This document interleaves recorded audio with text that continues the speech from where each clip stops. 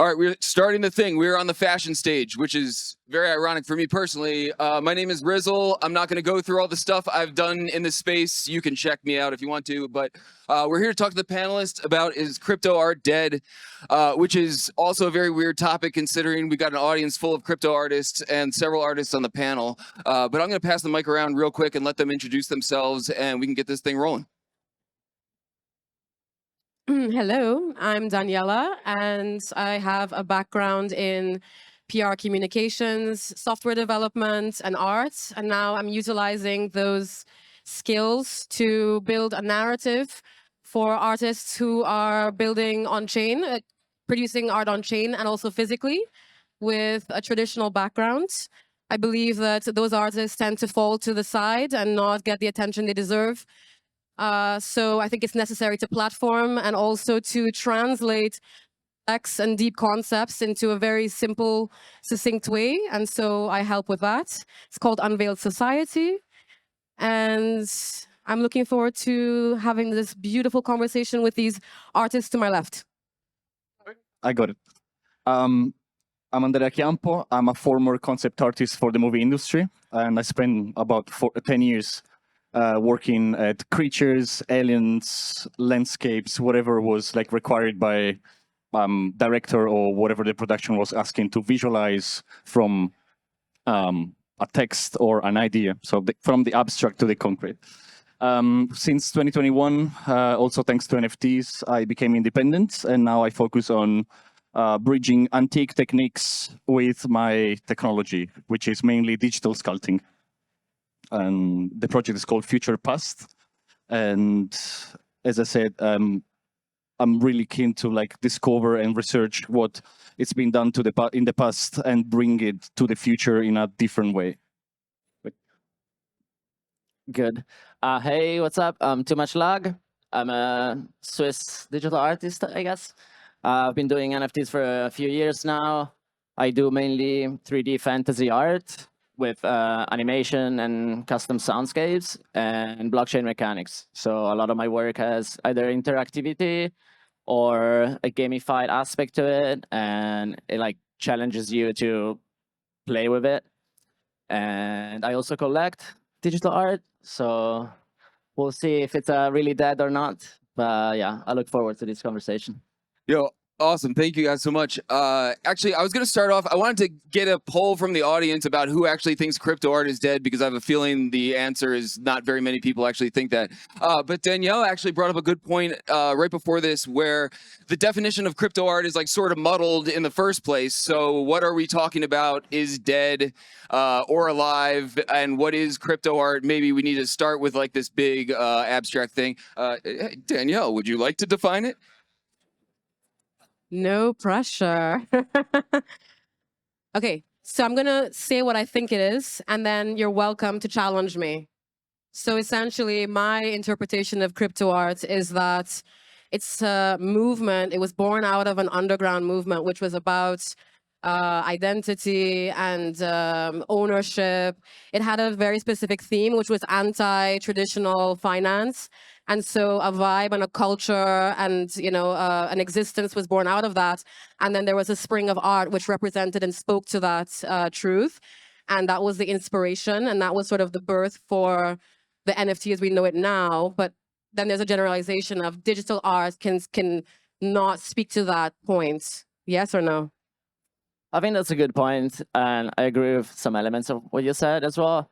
I do believe like eventually all crypto art will just be digital art, because all digital art eventually will be on chain. I think, but today's like some people will say, oh, it's crypto art because it has a Bitcoin logo in it, has a Ethereum logo in it. Or one could say, for example, in my case, I do blockchain mechanics, so the art itself wouldn't be able to exist without the blockchain. So you could say it's crypto art because it's the crypto is like the core of it. It's on chain, yeah. But I think it's cool that everybody has a different interpretation of it, and I think eventually it'll all blend together in digital art. Yeah, I mean, he's a great example I always use and I bring to the table when I say, oh, what is crypto art and what is not for me. Since 2021, I've mainly minted JPEGs which in a way I was like a believer that I'm not crypto artist. You know, I'm a digital artist. I'm a native digital artist, but what I do is not crypto art. I'm not performing. I'm not using the blockchain to perform a mechanic. And his project is just a confirmation. You know, the first thing you see is animations or images, but then if you dig deeper, there's like always a custom contract. They stuck a Bitcoin inside a piece of art, and so you can decide, oh, should I burn and extract the Bitcoin, or should I? And this thing is gone, you know, like since years. And as he said, it wouldn't exist. You know, it exists on Instagram, but it wouldn't exist. The whole story they told with, you know, like people purchasing something, people experiencing something, people exchanging, you know, all the performance you can have with crypto art. But this is, I think, the most recent point of view of crypto art. If we, as you said before, it was like something to exchange memes, cards, and just minting whatever free image was from Google. Most of the crypto artists are developers. They knew nothing about like how to paint, how to this. And as always say, when especially from my industry, my previous industry, where it's very meritocratic and the aesthetics is pretty much everything.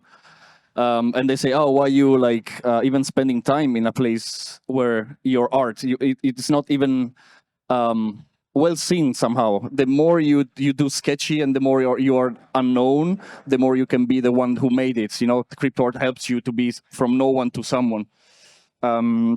But the way I saw at the beginning was like there's a field and there's a like a place where people are having fun.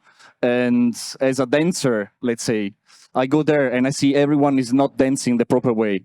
Who am I in their party to go there and say, oh, this is how you should dance? You know, like that's completely another word. That's completely something else. And maybe if I want to somehow educate them the way I dance, I need to first observe, then go there, don't judge, maybe learn some of the moves, maybe integrate what the moves they're doing to what I'm doing. So that's pretty much what I've done. I just minted very few pieces, scarcity over quantity in my case. But then I was like observing people like him and other artists that were performing with blockchain. And now market condition is not the best, but it's been years now. I'm working on my performing and I'm rating the right wave as a surface that at the moment is quite flat, but I'm like, I will. Yo, so this is already fascinating. I already forgot all y'all were there, but if anyone has like anything to say or wants to raise their hand and chime in, let me know. I'll pass in the mic. So crypto art, wide definition, is some form of crypto. Do you guys think some forms of crypto art, or what is somewhat defined as crypto art, is more dead or more deader or going to be more dead, or like which gains most traction and which is a fad, or is it all part of the same thing? You know, the same bubble that comes up, you know, across the board and everything. You know, there's all these different facets. What do y'all think? I can go if you want. I think like as everybody will see if you follow like crypto space for a while, there's always some sort of like bubble within the bubble of like a trend. There'll be like, oh, 2D flat illustration is going really popular right now. People will hire artists to do project with it, especially like companies and stuff. They'll try to capitalize on it. But it usually it's just short-lived, and I think each niche has its own like booster. So for example, I do fantasy art. It's not like the mainstream choice. Maybe abstract is a lot of a easier choice, or like generative, it's a lot like more appealing for the public because everybody would like shapes, but maybe less people like swords and monsters. So you have your own niche. And I think for the artists, and if there are artists here, I encourage you to find where your niche is, where you can find collectors that are interested in that. I kind of like forget about all the, not forget, like follow the rest, but like don't try to be a painter that wants to make it in the generative art space first. Like make it in the painter ecosystem, find your people, and then find ways to make generative painting maybe, you know, and then that could be cool. So I think there are bubbles within the bubbles and you have to find your own little bubble. I don't remember the question.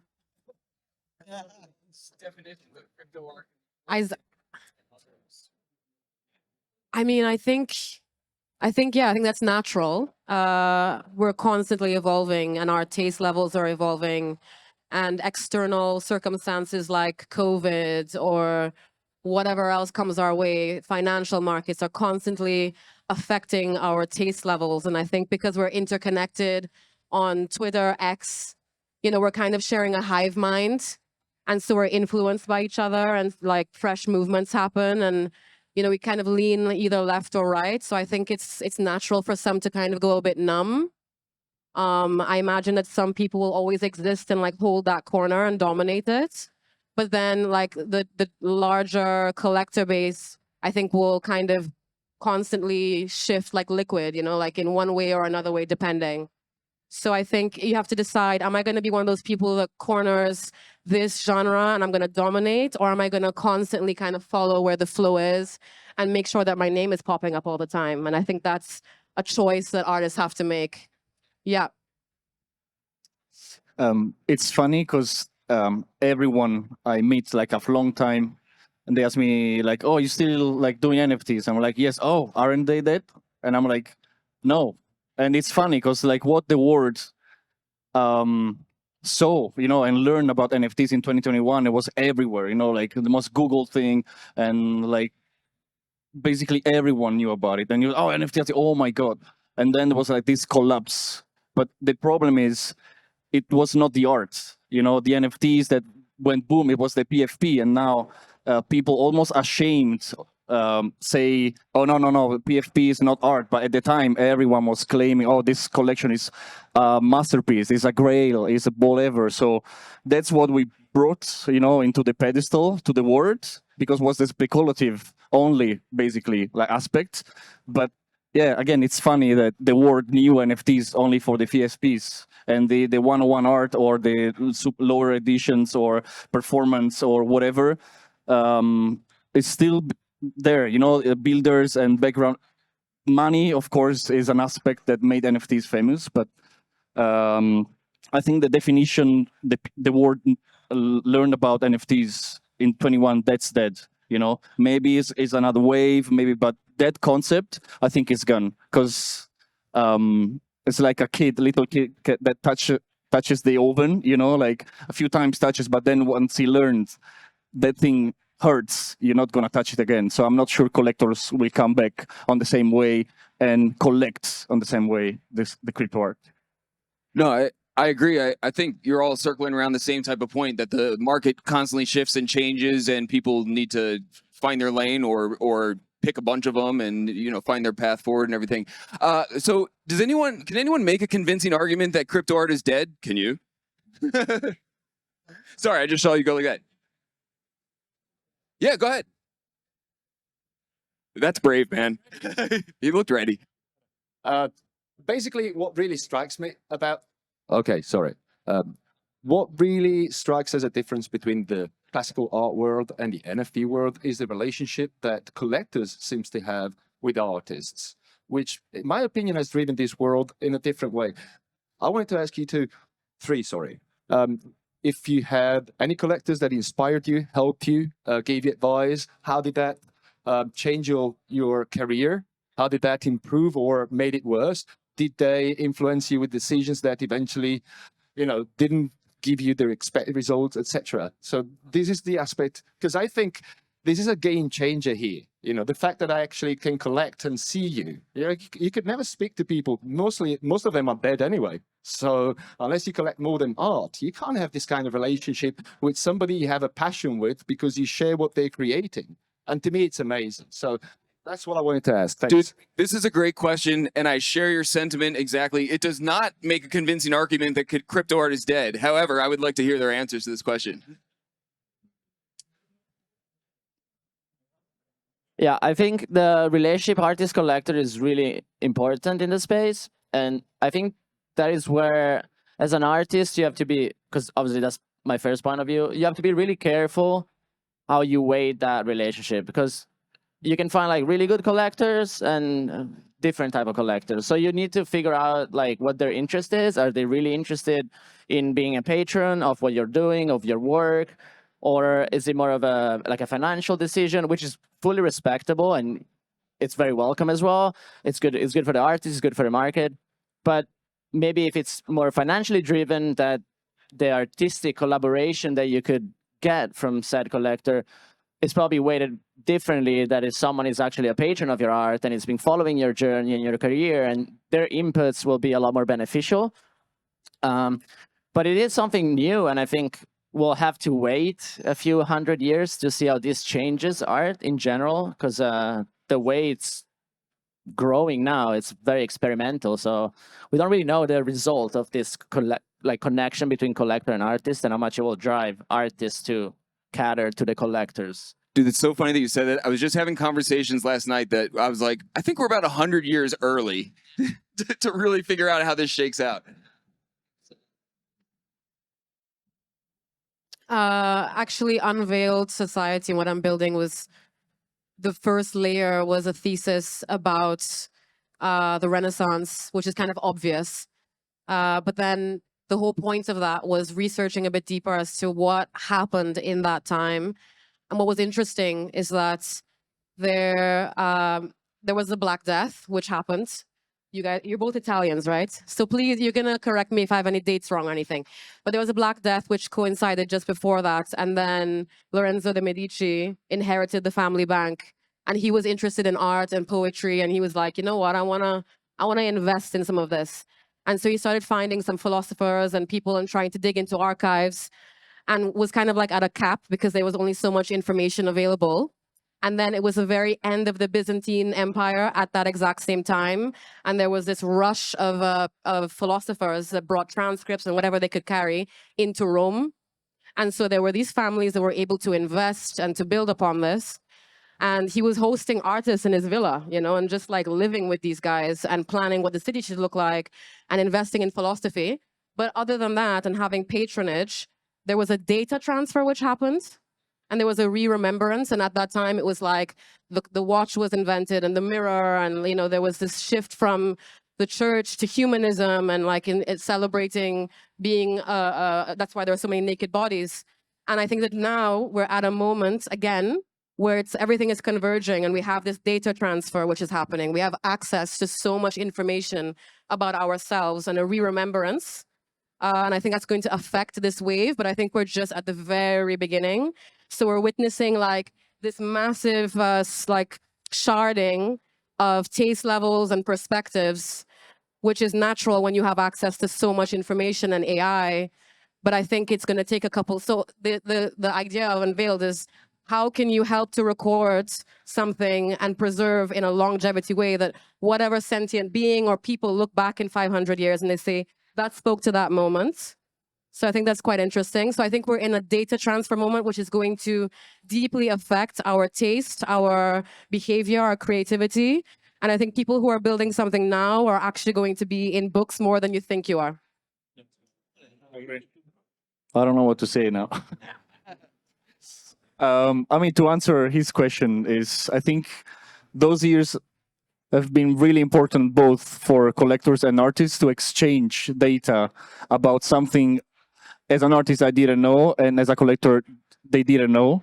And I think we grew up. You know, if the relationship was healthy, it was like a growing up together. You know, like evolving and like each other, learning from each other, mistakes and successes, and like he's part of the collectors that we had like long calls and like exchanging, but not even about my art or his big like or his collecting. It's just in general like, oh, where is this thing heading? What do you think about this? And like, why do you think this is bad for us? Blah blah blah.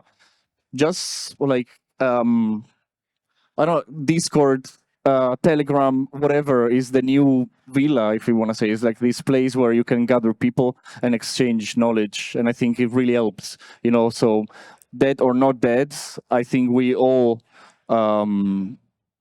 work in something that stays in us. Now, this is quite cheesy, but it's true. You know, like whatever, even if from tomorrow somehow blockchain doesn't exist anymore for any reason, I know that I can apply what I've learned to whatever is the continuation of my art progress. And if for a collector, whatever is going to be the new collecting or business or whatever, you know, is the interaction with people. So. No, that was a great question, man. And I feel like it does more to underscore why crypto art is alive than dead. But that's good.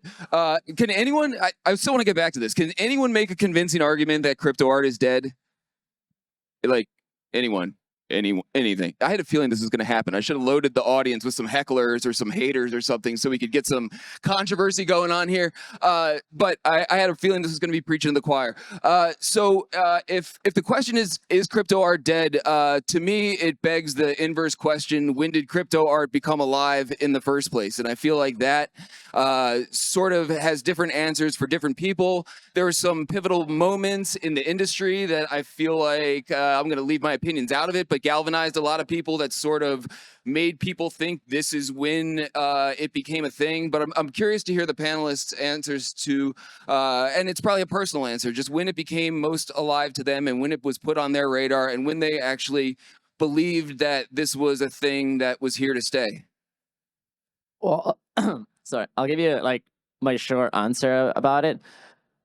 I think if you ask in the crowd here, you'll have like a 1,000 different questions. There's probably not 1,000 people, but you still have a 1,000 different answers. Sorry, but you have some OGs here that will give you like a much better answer to this. But I think like, for example, for me or for him, it's a different time in the timeline of like blockchain art, and I don't think it's important to really. I mean, if you want to know the history, yes, like study when he started, who was the first like to do the minting, look back at the chains and the history, and that's all good for you. But it's more important that you realize, oh, something is happening here. This is alive. There's a community. I discovered it in 2019. You could have discovered it yesterday. So for you, it's alive from yesterday. Then just look where it was born and where it's going, what's been done, and just build up on it. Just jump on a wave. Try to understand what is cool, what is not cool. There's a lot of stuff in crypto art that is very niche, and I think like it doesn't get as much spotlight as it deserved because maybe it doesn't have the big financial numbers, or maybe it had numbers in the past and it doesn't have it now. But it's really interesting, and it's what actually put the first artists together, that they were doing it not because of the economy side of it, but because like, oh, this is alternative, this is cool, this is a way out of my system, this is I can be who I want here. I don't need an identity. I can be anonymous. I can just express myself. Nobody cares. And then they found feedback, and on that feedback they started creating a small community, and eventually it evolved. And people don't think they can do it today. They think like, oh, there is this big artist doing this style. I should do that because that sells. But that's boring, doesn't create anything good, and you're not going to be him because he's already that person. So just do something new, you know. Was there a moment for you though where you were like, holy shit, this is alive and I believe in this? And it's there's no right or wrong answers. It's different for everybody depending on how they came into the scene and everything. But I'm just curious. I respect all of your works and what you do out here, but just honestly want to know when it was, you were like, yes, this totally is the fair. thing. Like I was a freelancer before I jumped into NFT. I used to trade crypto, so I was in crypto before like the digital art side of it. But I was doing 3D art for like brands, normal advertising stuff. And then one day I found out about Rarible, I think, or something like this. And they were doing mints on ETH, and I was like, wait a minute, these guys are putting digital art or digital stuff, I guess, videos, GIFs, anything, on ETH. I already have an ETH wallet, and I have content that I make for Instagram and stuff. Let's fucking try it, right? So I minted like 10 1-1s in the first day. I minted an edition, and I put like $10, $5. And at the time, it was so early, there were collectors that were just buying everything that new accounts would mint, just in case they would pop off. They had like a Genesis piece. So I sold everything like in an hour. And I was like, wait, I can just copy paste it and fucking rinse and repeat, right? So I was like, free money. It's little money, but it's free money, right? I didn't copy paste it. I was like, let's just put new works. But I minted in the first month like 30, 40 1-1s. And I was like, whoa, this is wild. Then I realized, okay, this is forever. So if I put the same artwork like 20 times, that's gonna be weird, right? That's gonna be weird. It defeats the purpose. So I slowly like dug down in the hole and discovered, okay, there's a whole society here. Let's figure out how to do this properly. And I think that was for me my beginning. I was like, oh, first day, and I was like, this is really something huge. And I was like, how did I fucking miss it? Because I was already doing crypto, I already do art. But that was my beginning. So I think that was the moment, you know. And March 2021, I guess that was also a good moment.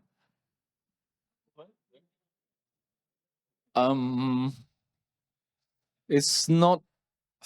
I don't know how to put it, because like for me was which I don't like to talk about money, but for me was at some point like the epiphany of, oh wait a minute, I'm now working for like Disney, Netflix, whatever, put a big name in the movie industry after 10 years of working so hard to get like chasing clients and chasing dreams that eventually came true, and you are like, oh, it's just another client, you know, like from the outside it's like, oh my god, this guy works for this, but then when you're inside the system you just bounce from a project to another, you don't get the credit, you don't this, and I was like kind of sick of the industry.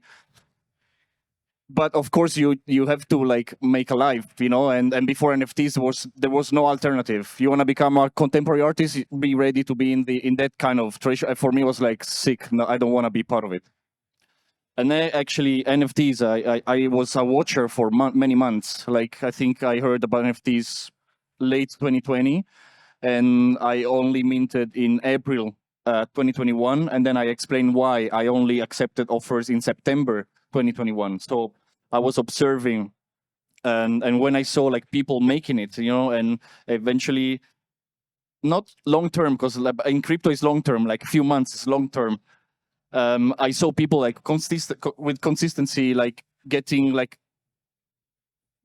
money. You know, I was like, yeah, why do I have to spend so much time of my day, like 12 hours, 14 hours for clients, and then maybe spend 2 hours when I'm like destroyed by the day, like on my art? And why, if I put on a scale, why, you know? And when I actually sold my first piece, I said, there's no sense, because the second one confirmed and the third one confirmed. There's no sense to work for clients anymore.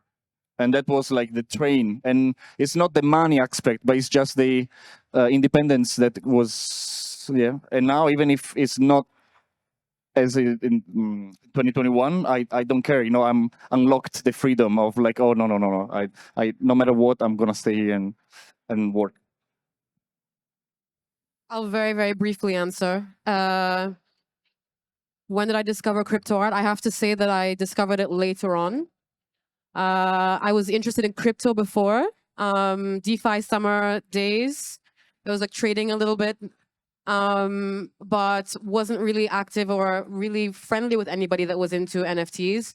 And then I met an artist in 2021 who's kind of like an OG artist and kind of got blasted into that world.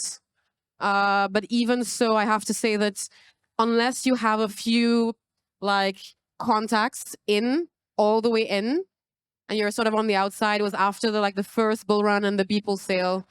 I saw a lot of the PFP collections first, and that more underground culture was a bit more shrouded for me. And it took a lot of digging, and it's only when I committed to showing up on Twitter and like really like plugging my brain in, and like that's when I started discovering this deeper world. Even though I was aware of a few artists, I was like, okay, that's a thing over there. And it required absolutely dedicating myself to get deeper in. So I think there's still a barrier there with it, but I guess that's probably what makes it cool as well, to be honest. So yeah, I would say 2021. No, you're good. Thank you all. So we all agree crypto art is alive and has been alive at some point. Is there anything that has sort of come across over the years that has shaken your confidence in the crypto art scene? And the only reason I bring it up is because when I was preparing for this, there's this big push several years ago by Matt Kane and Blackbox.art for smart contract royalties, and all those were baked into the smart contracts across all the artist platforms. And then we all know what happened. Different platforms came in and they sort of obfuscated the whole royalty situation. And for me, it was a moment where I was like, I don't think it's going to die, but I see a lot of artists getting very discouraged over this shift in the culture and this shift in the space where people can basically just decide not to honor the royalty system that was, put in place with a lot of sweat and tears by a lot of people. So you don't have to answer the royalty question, but I'm curious if there's anything that's like sort of shaking your confidence or anything that you think could eventually lead to crypto art being dead, or any sort of stuff that is in the back of your mind like, well, this could not work out the way I'm hoping. Yeah, I think that is an aspect that between artists we discuss a lot when you're feeling a little bit discouraged, because obviously it's your work, it's what you love, you'll work on it on months, maybe years, and then you put it out for like carnage. People will just judge it. You'll get comments on Twitter, and Twitter is not like, obviously it's a very good place to connect and exhibit, but if you do like, let's say you do wooden statues, like Twitter is not the best place to see them, right? So you'll see a little photo and you'll be like, oh, that's whack. And maybe the guy worked on it for 3 years and you're like, well, that hurts, So you eventually build a little bit of a cortex where you just disregard those comments, but then your life depends on it, because all of a sudden you're sustaining yourself through the work. So unless you're already established and you have like a savings or a sustainable, like constant income, that is what feeds you. So you obviously, it's your heart and your wallet in the same place. And then if people are juggling it like fruit, they're like, oh, I'll give you 5 oranges, but they weren't worth this much like last week, so that's good. And now you're like, oh, they're not really worth anything now, I don't care about this. But if it's your work, you're like, oh, that's not good. So you get discouraged. You might wake up and like, oh, should I create new art? But nobody's buying it. And then you call your friend and your friend's like, well, I don't really care about your project. I got other stuff to do. And that can be like heavy.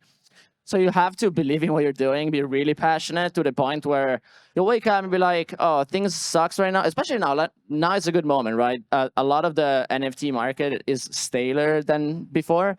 There are certain stuff that obviously keep going, but if you look at the smaller artists, it's harder now than before. But that shouldn't be a barrier to not try, Like if you love it, you should be doing it because you love it, which is obviously easy to say, harder to put in practice. But if you do love it seriously, like do it, put it out, disregard the negative comments if you can, take the constructive criticisms, speak with those collectors that are here, that they can contribute, they can help you out. Even in a small scale, don't try to shoot super high very quickly, like build the steps that will last through these periods of like slower times. And then be confident in your work. Try to get better, constantly try to get better, because I think that's important as an artist. But you usually already have that input of like, oh, I want to get better, I want to get better. And then just keep going. So obviously there are moments where you wake up and you're like, am I a fraud? Is this like, what is this? Especially maybe in the past, you got the spotlight for a minute, you got a lot of money, and then you're not selling all of a sudden. Then you're like, oh, is my work shit now? Was it good before? But maybe it's got better, but you don't have that attention anymore. You got to juggle with it. And I think eventually, if you've been through this a few years in a row, you'll start to be more like, less like this and more like this. And then you'll be patient and build on it, and it will work out, I think. I was listening to everything you said, but I zoned out as to what the question was. The royalties. Shaking my confidence.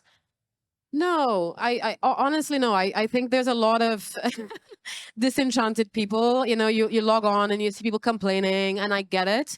And I think there are a lot of things which need improvement or building upon. It can be disheartening to witness. Like, I'm not an artist, but I see it as my job to understand what's happening with artists, because I'd like to support and be someone that helps to facilitate the growth in the market. I think you have to tune out and stay positive. I think you kind of mentioned that, Toomuchlag. But no, nothing's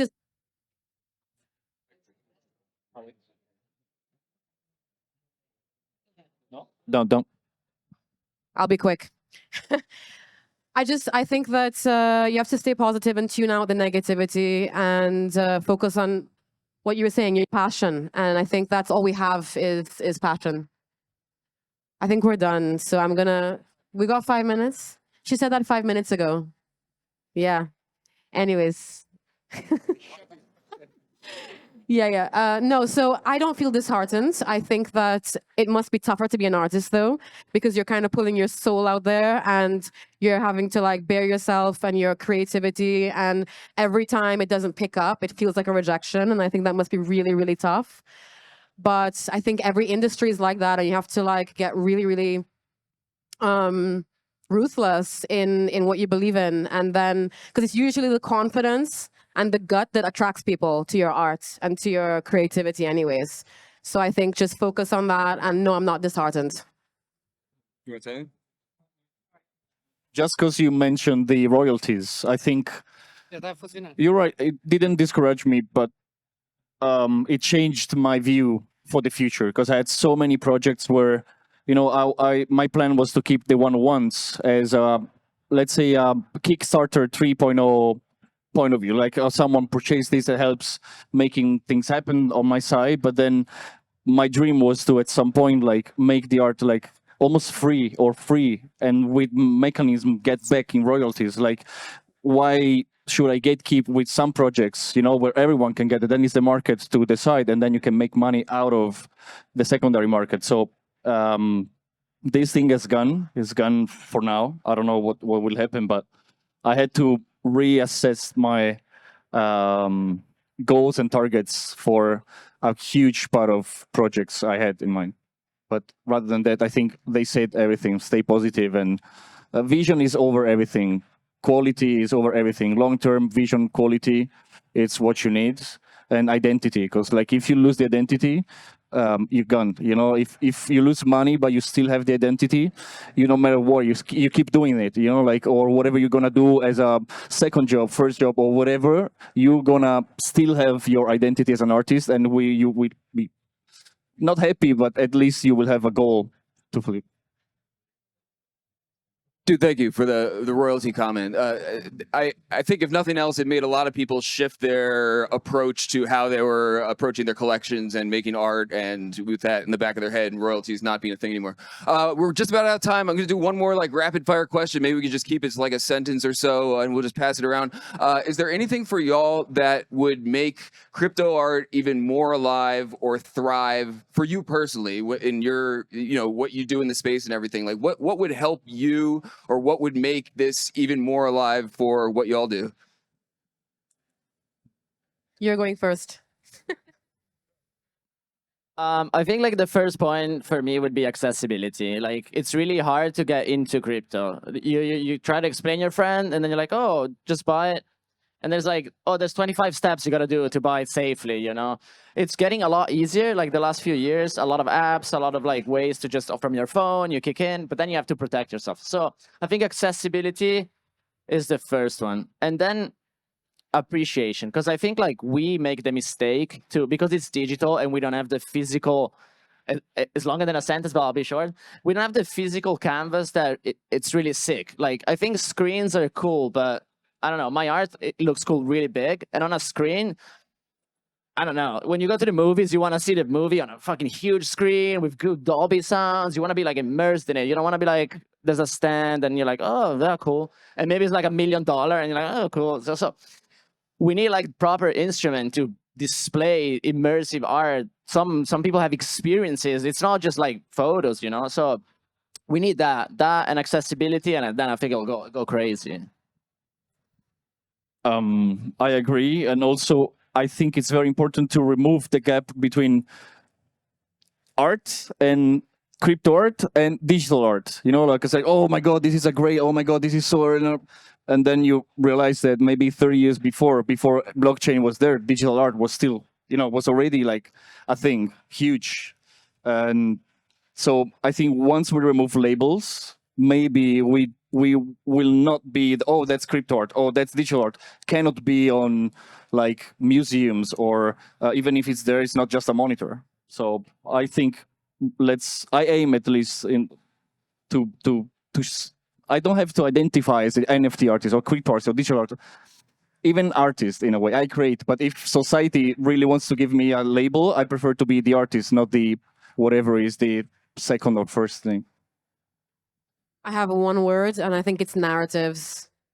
I think an addition to this space is stronger narratives and storylines behind everything. And I think if it's easy and captivating and it romances you in like 5 minutes, that's it. That's life. Beautiful. I think that's about it. Thanks everyone for coming out to the panel today. Thank you all, the panelists. Buy their art and buy their projects and make them more alive for being on this panel. And thanks all. I'll be around.